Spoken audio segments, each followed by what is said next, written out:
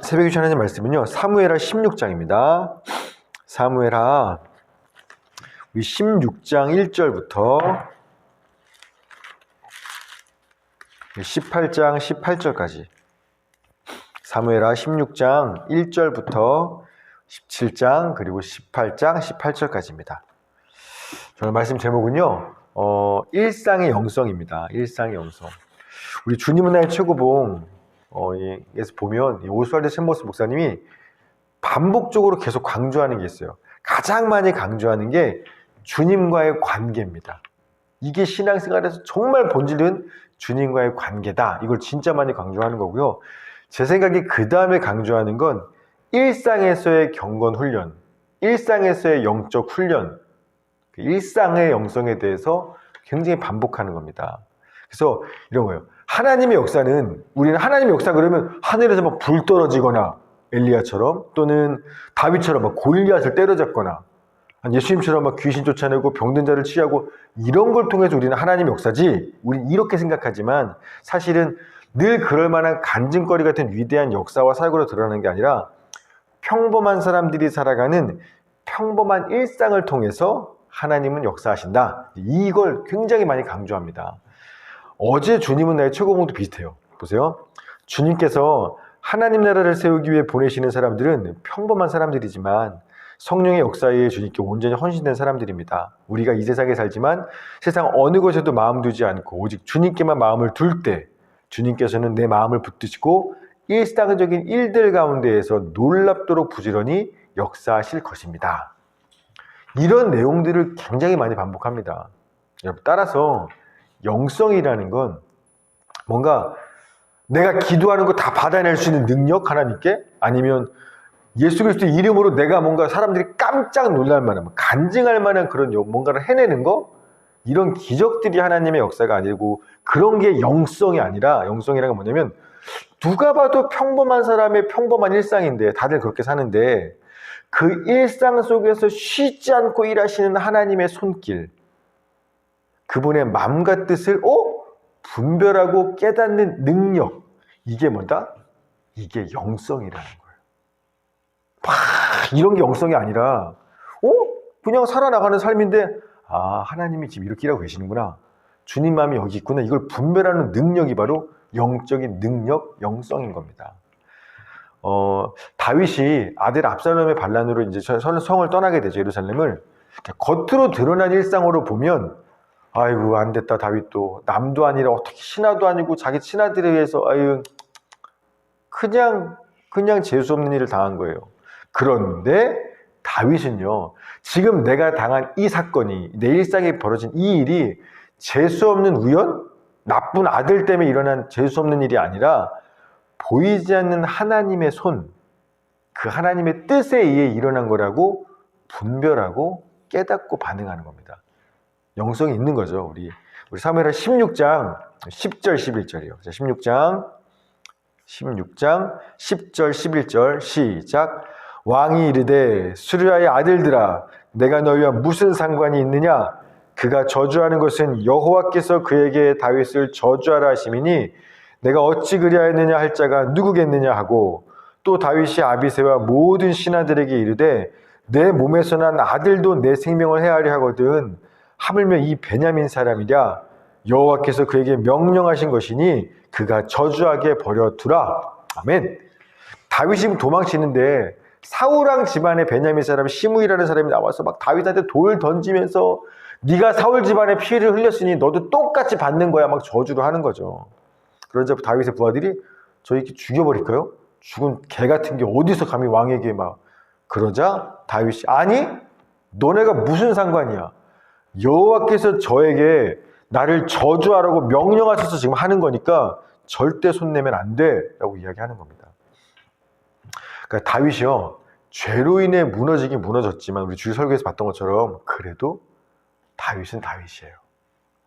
자기가 당한 일이 재수 없는 우연이라거나 괘씸한 아들의 반란이 아니라 하나님께서 내가 지은 죄에 대한 값을 나로 하여금 지금 치르게 하시는 거야.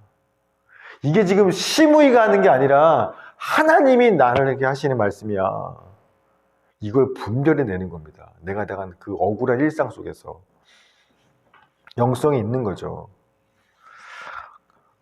여러분, 그래서 우리도 마찬가지. 우리가 현실에서 내 삶에 일어나는 어떤 일상적인 일에서 갑자기 어떤 일이 벌어졌을 때 분노하거나 아니면 절망하거나 어떤 하여튼 인간적인 반응을 하게 되는 이유는 영성이 없어서예요. 우리 삶에 우연이란 없거든요. 특별히 예수 믿는 우리들의 삶에는요, 어느 부모가 자식의 삶에 우연 없어요. 다 하나님이 간섭하고 뭔가 이유와 뜻이 있기 때문에 오늘 그 일이 벌어진 겁니다. 근데 우리가 그 일상에서 그 보이지 않는 하나님의 뜻, 그 하나님의 뭔가 손길을 보는 눈이 없으니까, 영성이 없으니까 누가 나한테 욕했어? 에이씨, 속상한 일 있어? 에휴, 절망. 그러니까 딱 상황에 그 사람에게 반응하는 거예요. 영성이 있으면 반응 그렇게 못합니다. 오늘 다윗도요, 믿음이 좋아서 원수도 용서해야지, 저 인간 참아야지. 그러니까 믿음이 좋아서 참는 게 아니에요, 시므이를. 영성 때문에 그래요. 다윗은요, 그냥 내 눈앞에 보이는 건 시므이인데 시므이가 보이는 게 아니라 그 뒤에 하나님이 보여요. 그러니까 참는 게 아니라 참을 수밖에 없는 거예요. 시므이였으면 죽였죠. 그러니까 부하들 눈에 하나님이 안 보이니까 죽여버리죠.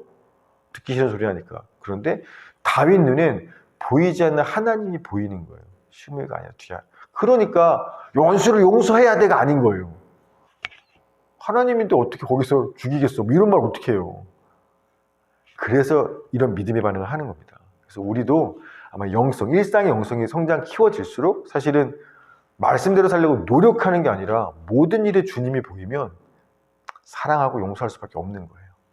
자, 어쨌든 이렇게 해서 다윗이 성을 떠납니다. 그런데 후궁 10명을 남겨두죠. 제가 자료를 많이 찾았어요. 근데 왜 남겨뒀는지에 대한 딱 납득할 만한 이유를 잘 못 찾았어요. 어느 학자도. 어쨌든 왜 남겼는지 모르겠지만 후궁 10명을 남겨뒀습니다. 그런데 그 다윗성에 입성한 예루살렘 압살롬이 왕에 딱 들어왔는데 다윗의 모사였던 아히도벨, 밧세바 할아버지죠. 아히도벨이 그 압살롬한테 뭔가 조언을 해요. 그 조언이 우리 16장 21절 시작. 아히도벨이 압살롬에게 이르되 왕의 아버지가 남겨두어 왕궁을 지키게 한 후궁들과 더불어 동침하소서. 그리하면 왕께서 왕의 아버지가 미워하는 바 됨을 온 이스라엘이 들으리니 왕과 함께 있는 모든 사람의 힘이 더욱 강하여지리이다 아니라. 아멘. 반란군의 입장에선 내 편 사람들이 더 결집돼야 돼요. 자, 그러려면 어떻게 하면 되냐? 이제 아히도벨이 뭘 쓴 겁니다. 다윗왕하고 더 이렇게 적대 관계가 되면 우리 쪽 사람이 더 강해진다는 겁니다. 다윗과 더 심하게 힘을 내 싸울 수 있다는 거예요. 그러니까 다윗과 미움받을 수 있는 길, 아버지의 후궁들하고 동침하세요. 그러면 당연히 다윗이 아내를 용서할 리 없겠죠. 감히 내 아내를 건드렸어? 누가 아버지 용서해요? 그걸 이스라엘 백성이 다 알고 있으면 당연히 더 압살롬 편으로 돌아설 거라는 겁니다. 더 강하게 다윗과 싸울 거라는 거예요. 그래서 기가 막힌 조언이네 하고 압살롬이 오케이. 그래서 그 다윗성 궁전 지붕에다가 천막을 치고 모든 이스라엘 백성들이 보는 대낮에 거기서 아버지 후궁 10명과 압살롬이 동침을 하는 겁니다. 우리 22절이요. 22절 시작. 이에 사람들이 압살롬을 위하여 옥상에 장막을 치니 압살롬이 온 이스라엘 무리의 눈앞에서 그 아버지의 후궁들과 더불어 동침하니라. 아멘. 그리고 겉으로 보면 어때요? 아히도벨 아히도벨의 계략과 모략과 생각, 아이디어로 인해서 지금 요 일이 벌어진 거죠. 이 기가 막힌 일들이. 그러면서 이런 모사를 뒀구나. 똑똑한 사람 뒀네. 겉에서 보면 그래요. 그러나 사실은 어때요? 보이지 않는 하나님의 뜻과 손에 의해서 지금 이 기가 막힌 사건이 벌어진 겁니다. 사무엘하 12장 11절 12절 하나님께서 나단을 통해서 다윗을 책망할 때 하신 말씀이죠. 여호와께서도 이와 같이 이르시기를 보라 내가 너와 내 집에 재앙을 일으키고 내가 내 눈앞에서 네 아내를 빼앗아 너의 이웃들에게 주리니 그 사람들이 내 아내들과 더불어 백주에 동침하리라. 너는 은밀히 행하였으나 나는 온 이스라엘 앞에서 백주 대낮에 이 일을 행하리라 하셨나이다. 아멘. 그러니까 하나님이 이전에 이미 다윗한테 얘기한 겁니다. 너 몰래 밤에 밧세바 데려다 강간했지. 네 아내들 백주 대낮에 온 이스라엘 보는 앞에서 내가 똑같이 당하게 만들어 줄게. 너 죗값 치러야 돼. 즉, 이 압살롬이 이 일을 벌인 건 아히도벨이 기가 막힌 계략을 낸 게 아니라 사실은 그 일상에 누군가 계략을 낸 이거조차도 사실 그 뒤에 보이지 않는 하나님의 뜻과 손에 의해서 그 일상이 돌아가고 있다는 겁니다. 자, 그러면서 아히도벨이 한 가지 제안을 더하죠. 압살롬에게. 그게 17장입니다. 사무엘의 17장 1절부터 3절까지. 아히도벨의 제안입니다. 시작. 아히도벨이 또 압살롬에게 이르되 이제 내가 사람 12,000명을 택하게 하소서. 오늘 밤에 내가 일어나서 다윗의 뒤를 추적하여 그가 고나고 힘이 빠졌을 때 기습하여 그를 무섭게 하면 그와 함께 있는 모든 백성이 도망하리니 내가 다윗 왕만 쳐 죽이고 모든 백성이 당신께 돌아오게 하리니 모든 사람이 돌아오기는 왕이 찾는 이 사람에게 달렸습니다. 그리하면 모든 백성이 평안하리이다 하니 아멘. 압살롬이시여, 나한테 오늘 밤에 12,000명만 붙여주십시오. 지금 다윗왕 군대가 한 600명 되거든요. 나한테 12,000명만 붙여주시면 이 밤이 저기 전에 제가 얼른 추적해서, 지금 요단강 아직 안 건넜을 거예요. 제가 얼른 쫓아가서 가면 지금 따르는 그 무리들 무서워서 흩어질 거라고. 그리고 백성들은 건들지 않고 딱 혼자 남은 다윗만 쳐 죽이면 나머지 백성들은 당연히 돌아올 테니까 이 밤에 내가 반란을 끝내게 하소서. 기가 막힌 제안이죠. 아히도벨 계획대로 됐으면 다윗은 오늘 밤에 죽는 겁니다. 그리고 압살롬의 반란은 성공하는 거예요.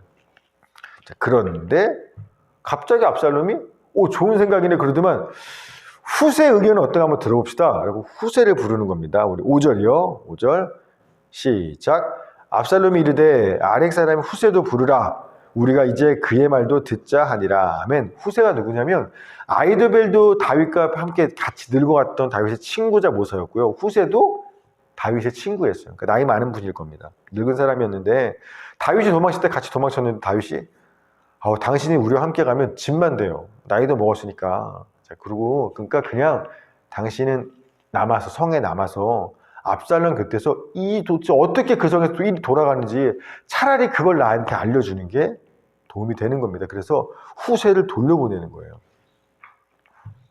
그랬는데 갑자기 후세가 막 나선 것도 아니고 후세는 가만히 있었는데 갑자기 압살롬이 자기를 부르는 거예요. 그러니까 다윗이 아마 후세도 그런 조언을 했던 왕의 조언가였나 보죠. 그러니까 후세 의견 좀 한번 들어봅시다 하는 겁니다. 이게 좀 의아한 게 당시 아히도벨이 내는 계략은 압살롬이신 다윗이든 모든 사람들에게 하나님의 말씀처럼 받아들일 만큼 대단한 거였고 분명 압살롬과 신하들도 다 아히도벨 계략을 듣고요. 좋다라 그랬어요. 자, 4절이요. 4절 시작. 압살롬과 이스라엘 장로들이 다 그 말을 옳게 여기더라. 아멘. 아히도벨 의견 좋다라고 했으면 그럼 그냥 하면 되잖아요.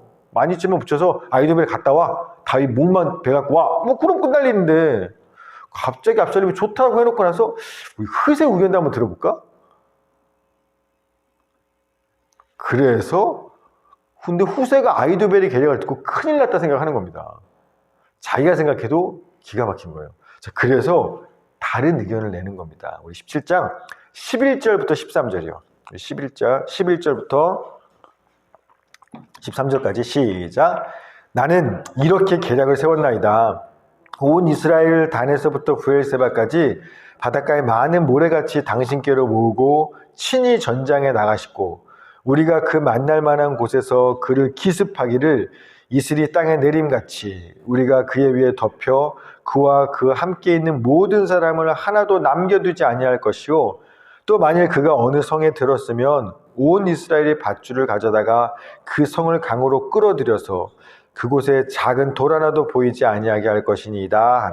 아멘. 지금 당장 다윗을 추격할 것이 아니라 일단 온 이스라엘 백성을 모으죠. 군사를 더 많이 모읍시다. 그리고 아히도벨 보낼 게 아니라 압살롬 왕이 직접 전쟁에 나서십시오. 그게 더 좋은 것 같습니다. 라는 의견을 내는 겁니다. 사실은 좋은 의견이 아니라 아직 요단강 건너지 못한 다윗 일행을 도망칠 시간을 벌어주기 위한 후세의 계획입니다. 그런데 이 얘기를 듣고 나니까 압살롬과 신하들이 아히도벨 계획보다 후세 계획이 더 낫는데요? 그래서 오늘 밤에 다윗왕을 다윗을 쫓아가지 않기로 결정을 하는 거예요. 그래서 다윗은 살아남을 수 있었던 겁니다. 여러분, 그냥 궁정에서 일어난 그냥 일들 같지 않아요? 왕이 뭔가 선택해야 되고, 야, 네 의견 어떤가? 네 의견 어떤가? 그냥 일어난 일이잖아요. 그냥 사람들끼리 하나님이 한 군데도 등장하지 않잖아요. 사람들이 사는 일입니다. 특별히 하나님을 경외하는 사람도 아니고, 하나님을 믿지도 않고 대적하는 이런 사람들이 하는 선택들인데, 사실은 이런 평범한 선택과 일상조차도, 악인들이 하는 일상조차도 뭐예요? 하나님의 손길과 뜻이라는 겁니다. 보이지 않는 하나님께서 당신을 대적한 압살롬의 반란을 실패케 하고 나의 종 다윗을 지키려고 하는 하나님의 뜻이 이 악인들의 일상 가운데 있다라는 거예요. 17장 14절입니다. 14절 시작. 압살롬과 온 이스라엘 사람들이 이르되 아렉 사람 후세의 계략은 아히도벨의 계략보다 낫다 하니 이는 여호와께서 압살롬에게 화를 내리려 하사 아히도벨의 좋은 계략을 물리치라고 명령하셨음이니라. 아멘. 이게 그냥 재수 좋고 재수 나쁜 일상이 아니라 하나님의 명령과 뜻에 따라서 압살롬을 화를 내리려고, 저 인간 정말 망하게 하려고 하나님이 하신 뜻이라는 거예요. 근데 자기는 좋은 계획이라고 선택한 겁니다. 사실은 죽을 길이었는데, 하나님의 역사인데. 자, 그래서 후세가 얼른 시간을 벌었죠. 그래서 사독과 아비아들 제사장에게 빨리 다윗한테 소식을 전하라고 하니까 이 사독과 아비아들 제사장은 또 자기 아들들한테 얼른 뛰어가. 왕에게 얼른 오늘 밤에 요단강 건너시라고 해. 라고 이제 소식을 보내는 겁니다. 자, 그런데요. 그래서 두 아들이 열심히 다윗을 이렇게 가는 길이었는데 그게 걸렸어요. 한 청년이 그걸 보고 얼른 압살롬한테 보고합니다. 위기가 닥쳤죠. 후세가 아무리 아이디어를 내봤자 다윗한테 전달이 안 되면 안 되는 거니까 위기예요. 자, 그런데 또 기막히게 이 위기가 또 벗어나게 되는 겁니다. 우리 17장 18절부터 20절 시작. 한 청년이 그들을 보고 압살롬에게 알린지라 그 두 사람이 빨리 달려서 바울이 어떤 사람의 집으로 들어가서 그의 뜰에 있는 우물 속으로 내려가니 그 집 여인이 덮을 것을 가져다가 우물 아귀를 덮고 찌은 곡식을 그 위에 널매 전혀 알지 못하더라. 압살롬의 종들이 그의 집에 와서 여인에게 묻되 아히마아스와 요나단이 어디 있느냐 하니 여인이 그들에게 이르되 그들이 시내를 건너가더라 하니 그들이 찾아도 만나지 못하고 예루살렘으로 돌아가니라. 아멘. 그러니까 알았어요. 이 압살롬은 이 두 제사장과 그 아들들이 지금 저쪽 편인 거 알아요. 다윗 편인 거.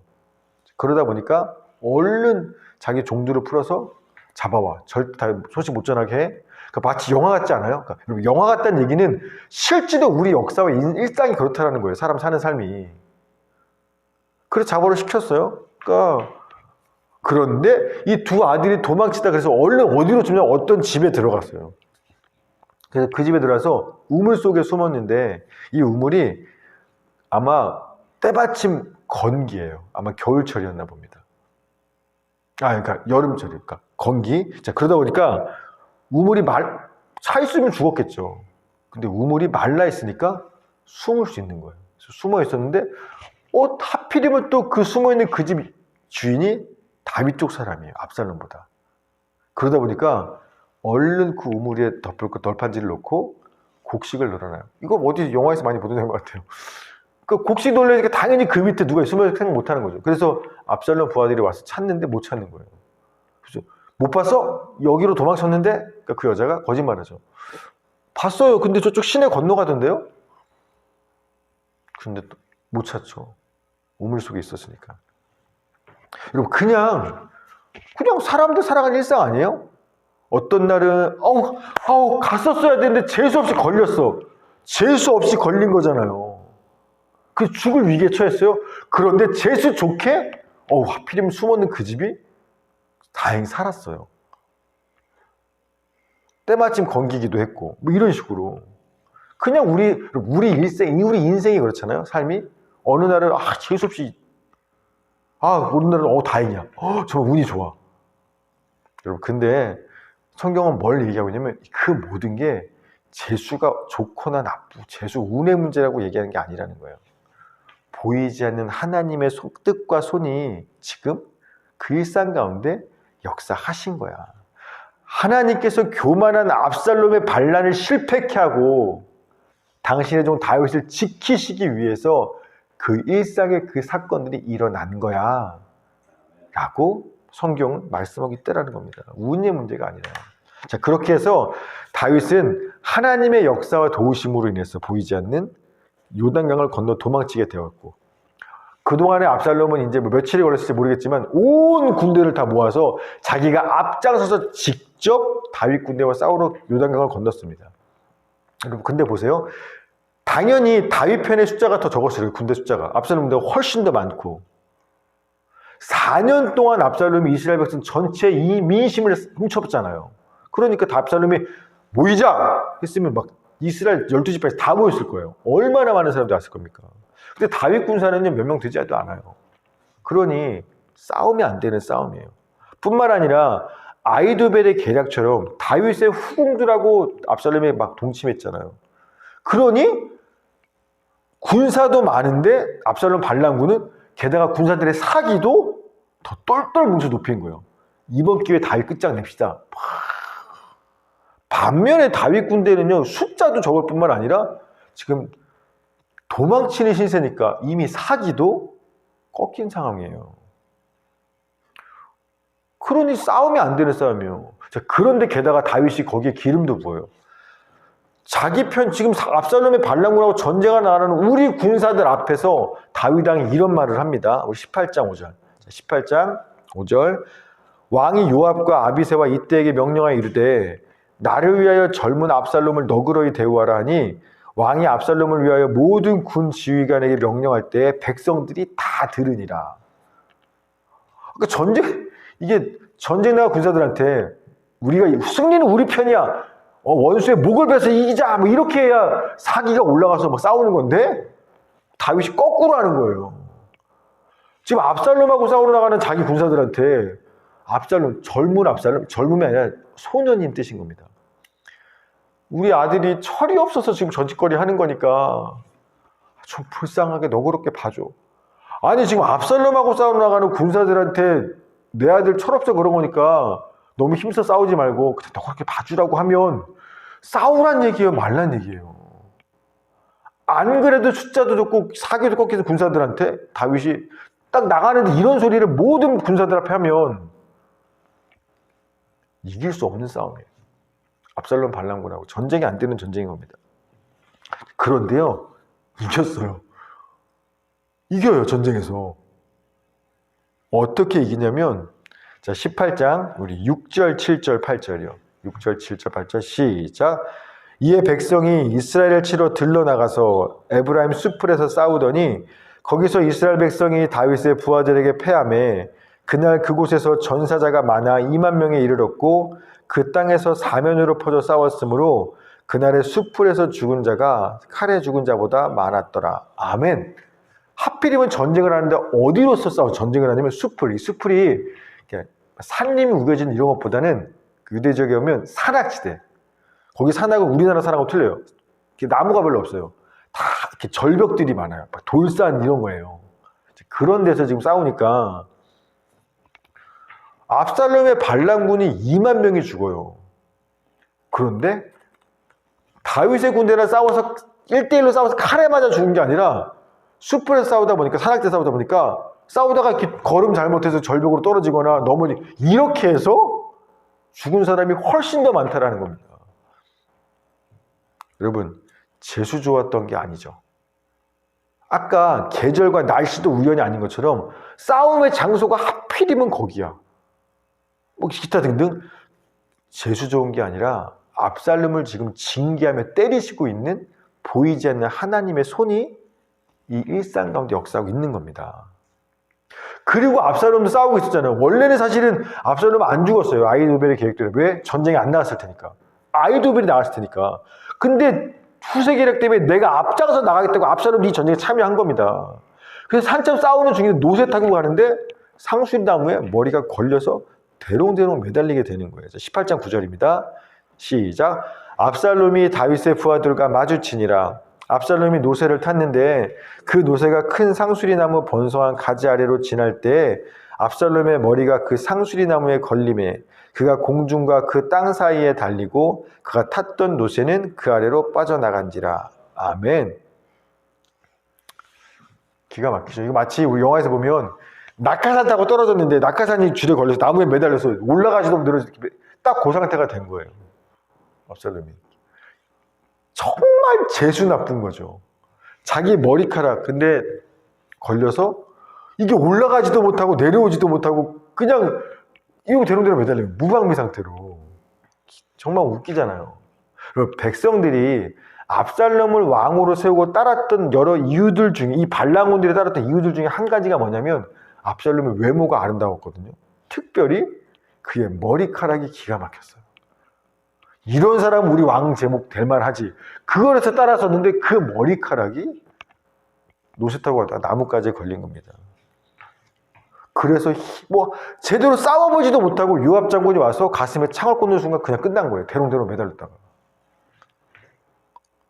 너무 어이없지 않아요? 몇 년을 준비해서 반란을 성공한 건데 어떻게 지금 여기까지 왔는데 정말 어이없이 뭐 싸우다가 숨겨한 것도 아니고 전사한 것도 아니고 나무 타고 가다 매달려갖고 진짜 세상 말로 하면 진짜 재수 없는 왕이에요. 그런데 성경은 말하죠. 진짜 재수 없는 우연 아니라고. 하나님을 대적하고 악을 행한 압살롬을 징계하시는 하나님의 보이지 않는 손길이 그의 일상 가운데 역사하신 거라는 겁니다. 생각해보세요, 여러분. 다윗이요, 지금 왜 이런 비참한 값을 치르냐면 밧세바 한 명 강간했어요.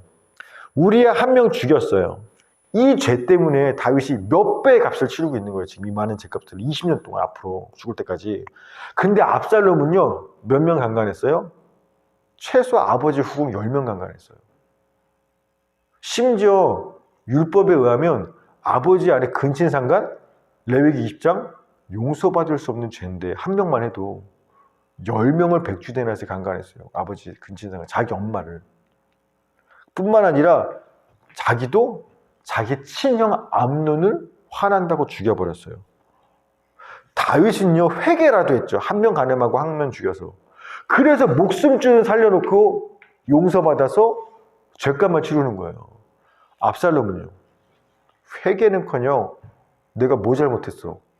왜 아버지는 날 용서하지 않는 거야? 내가 뭘? 그러면서 분노로 반란 일으키고 감히 이스라엘의 왕은 다윗이 아니라 하나님이신데 내가 이스라엘의 왕이 되겠다고 하나님하고 맞짱 뜬 게 지금 압살롬입니다. 그러니 하나님 입장에서 절대 가만둘 수 없는 놈인 거예요. 그러니 근데 현실적으로 압살롬은 너무나 다 될 만했어요. 근데 하나님이 심판하시는데 뭐 하늘에서 불리를 태워 죽이시는 게 아니라 어때요? 정말 어이없이 세상으로 보면 일상적인 그 재수 없는 일을 당한 건데 그렇게 하나님은 압살롬을 심판하시는 겁니다. 제가 어제 저녁에 늦게 이제 양 집사님한테 연락이 왔어요. 너무 통증이 심해서 양 집사님이 지금 한사람 병원, 성포동 한사병원에 있다가 사랑의 병원에 있다가 뭐 도저히 못 견디, 거기서 이제 진통이 안 되니까 목이 못 견디겠어 어제 또 119를 타고 불러서 급하게 다시 수원 아주대병원을 갔어요. 그런데 또 빠꾸 맞았습니다. 지난주에도 그래서 가서 그냥 아무 조치도 없고 왔는데 응급 상황 아니라고 보내는 거예요. 지금 사랑의 병원에서 진단해보니까 척추가 부러졌어요. 너무 오랫동안 누워 계시다 보니까 골다공증도 있고 뼈가 약해서 부딪히지 않아도 부러지거든요.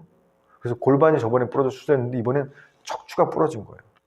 그래서 신경이 다 끊기고 그러면서 이 통증이 그동안 심했던 겁니다. 얼마나 아팠겠어요.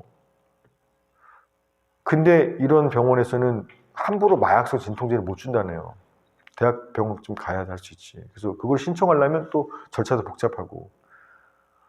그래서 간 건데 다시 빠꾸 맞고 돌아오는 길인데 그 돌아오는 차 119급 차 안에서 연락이 온 거예요. 목사님. 근데 제가 문명도 안 돼요. 코로나라. 좀 있으면 여기 사랑의 병원 도착하는데 그 구급차에서 내려서 병실로 들어가는 그 사이에라도 안에 들어가면 못 보니까 그 사이에라도 한 번만 보고 기도라도 해주면 안 되겠냐고. 진짜 의지할 게 하나님밖에 없으니까. 그러니까 연락이 온 거예요. 너무 화도 나고 속상하기도 하고. 그래서 저녁에 9시 넘어서 급하게 갔어요. 구급차에서 그 병실에 가는 그 사이에라도 붙잡고 기도하려고.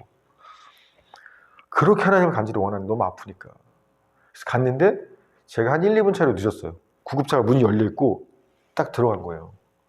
그러면서 제가 그래서 차를 세우는데 구급차 뒤에 차 한 대가 있는데 거기에 구급차로부터 한 사람이 나와서 그 차의 운전석에 타려고 이제 들어가는 거예요. 제가 딱 보면서 양혜 집사님 작은 아들인 줄 알았어요. 지호 아빠. 왜냐면 똑같이 강직 소수점 때문에 다리가 불편하거든요. 제가 그걸 알고 있었기 때문에 뒷모습만 봤는데 지호네 아빠구나. 집사님 아들이구나. 그래서 몇 년 전에 같이 저랑 카톡했던 적도 있고 카톡으로만 연락했던 적이 있어서 또 제가 이제 전도하기 위한 기도 제목이기도 하고, 양 집사님이 나 지금 죽으면 안 돼요 생각하시는 이유 중에 가장 큰 이유가 그 아들이기도 하고, 제가 그 근데 아들이 이제 엄마가 이제 어찌 병실 들어갔으니까 자기는 집에 가시려고 이제 차에 운전석에 딱 문 열고 앉는 거에 보인 거예요. 제가 얼른 그래서 보는 순간 저희가 알았어요. 이거 우연 아니야. 하나님이야. 하나님이 지금 나 오늘 밤에 집사님이 아니라 이 아들 만나라고 이 밤에 날 부르신 거였구나. 제가 그 차에 타려는 아들 뒷모습을 보면서 알았어요. 그래서 얼른 그 차 뒤에다가 차를 주차를 바로 대고 곧바로 내려서 차 들어가면 또 내리라고 하죠. 그러니까 들어가서 앉으려고 하는데 제가 바로 쳤어요. 뒤에 가서 등을. 저기요. 양현 집사님 아드님이시죠? 네. 누구세요? 착한 종교 유상현 목사입니다. 그래서 거기에 서서 이제 이미 집사님 올라가셨고 그 아드님하고 둘이 한참을 이런저런 대화를 했어요. 그러면서 흩어지면 예수님 전하라고 우리 하고 있잖아요. 지호만 교회 보내시지 말고, 저번 지난주에 지호를 태워다 줬다 하시더라고요. 같이 오세요. 지호만 교회 보내시지 말고 이제 오세요. 같이. 저도 교회 식구도 다 어머님이 기도하고 있으니까. 그랬더니 웃으면서 네 그냥 하시더라고요. 그러니까 그냥 일상의 우연 같잖아요. 근데 하필이면 그날 어제 밤늦게 당장에 와달라고 전화가 왔고, 갔는데 하필이면 난 집사님을 1, 2분 사이로 놓쳤고, 그런데 거기 그 아들이 있고, 어쩌면 하나님이 양 집사님의 기도를 들으셔서 그 아들에게 예수님을 전하기 위해서 나를 거기 보내신 거구나. 어제 내가 있었던 그 전화 오고 받는 그 일상이 지금 하나님이 일하시는 거구나, 나를 통해서. 그걸 인식하고 나니까 제가 거기에 맞게 적극적으로 반응하게 되더라고요. 여러분, 이게 영성인 겁니다. 이게 불 내리고 기도 몇 시간, 이게 영성이 아니라 매 순간의 일상이 이거 하나님이시지, 이렇게 반응해 나가는. 그리고 하나님은 그런 영성을 가진 사람들을 통해서 그 평범한 일상을 통해서 정말 이 땅에 하나님의 나라를 세워가는 놀라운 일을 행하신다라는 거. 그게 성경이 오늘 보여주는 말씀이라는 겁니다. 바라기를 오늘 다윗과 압살롬의 일상 가운데 이렇게 보이지 않는 역사하시던 하나님께서 우리 삶에도 그렇게 일하시고 계시니까 한시도 쉬지 않고 오늘도 그 주님과 함께 주님의 뜻을 이루어나가는 평범하지만 전혀 평범하지 않는 일상을 살아나가는 우리 착한 종교 식구 되기를 주의 이름으로 축원합니다. 아멘. 하나님 감사합니다. 오늘도 이 새벽에 다윗과 또 압살롬의 이 삶을, 이 사람들이 사는 일상의 모습을 통해서 그 뒤에 보이지 않는 하나님의 모습을 보게 하시니 감사합니다. 주님, 우리의 믿음의 눈을 떠서 오늘도 나의 평범한 일상 가운데 전혀 평범하지 않게 일하시는 그 주님을 보게 하여 주시옵소서. 그리하여서 인간적으로 상식적으로 살아가는 게 아니라 보이지 않는 주님께 반응하며 나의 평범한 일상이 하나님의 선하고 놀라운 뜻을 이뤄나가는 기적의 현장이 되기를 간절히 소망합니다. 그런 하루하루를 살아나가는 우리 모두가 되게 하여 주시옵소서. 감사드리며 예수님의 이름으로 기도합니다. 아멘. 주기도문으로 기도 예배를 마치고 각자 기도